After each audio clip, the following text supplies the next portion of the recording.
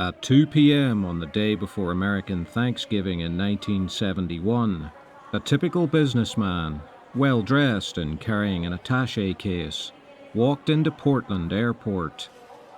After confirming that the plane they would be flying in was a 727, he purchased a one-way ticket to Seattle on Northwest Airlines Flight 305 under the name Dan Cooper. The media later miscommunicated it as D.B. Cooper. When 23-year-old flight attendant Florence Schaffner spoke to him shortly after takeoff, he handed her a note. Initially ignoring it, the passenger insisted she read it, and so began one of the most extraordinary and enduring mysteries of modern times. The note read, "Miss, I have a bomb in my briefcase. I want you to sit next to me." The man opened the briefcase, showing her a large battery surrounded by 6 sticks of dynamite. Schaffner went to the cockpit and informed the flight crew, who in turn informed air traffic control. The airline, once notified, called in the FBI immediately. The hijacker's demand was for $200,000, around $1.3 million today, in small bills, together with 4 parachutes, 2 front pack and 2 backpack.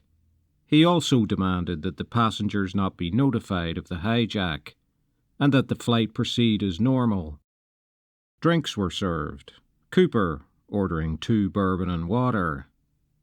The airline informed the FBI in Seattle that they intended to pay the ransom. The FBI set about assisting them, including photographing and recording the serial numbers of all the bills. Cooper also insisted that the plane be immediately refueled upon landing in Seattle. No passengers were to be released until all of his demands were met.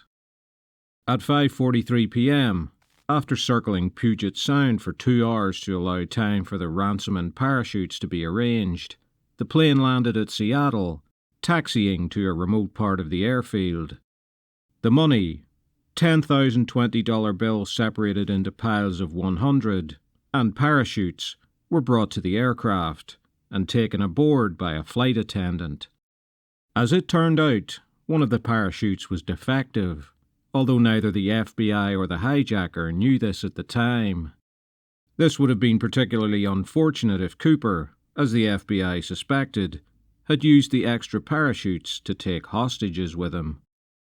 In the event, the passengers, while upset at the delay to the flight and the delay in the airport, were still completely unaware of the unfolding drama aboard, having been told that flight delays were due to mechanical issues.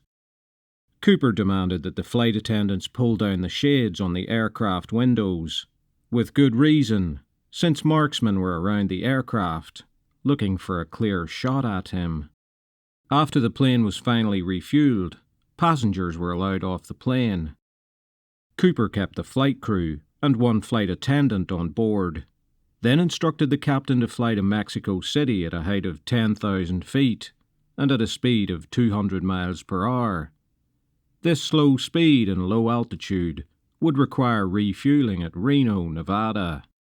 The pilot was taken aback at Cooper's final request. He wanted the back door of the aircraft open.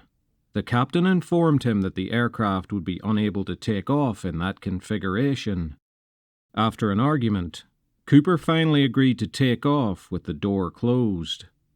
Following that, the remaining flight attendant hostage was ordered to go to the cockpit and pull the curtain between the coach and first-class sections. As she turned to close the curtain, she saw what she thought was him tying something around his waist with a rope.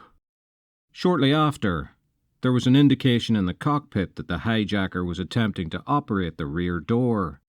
At 8:12 p.m., there was a rapid decompression in the cabin, and D.B. Cooper jumped from the aircraft over the forests of southern Washington state, never to be seen again.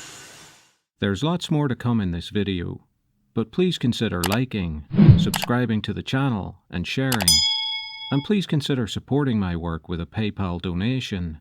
The link is in the description. Thank you. Cooper had specifically targeted a 727.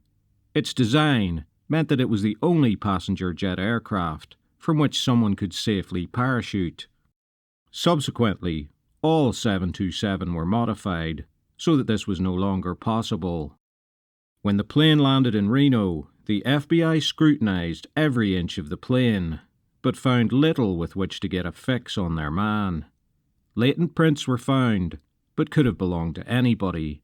A tie, with a tie clip, and 8 cigarette butts, presumed to be from the hijacker, were recovered.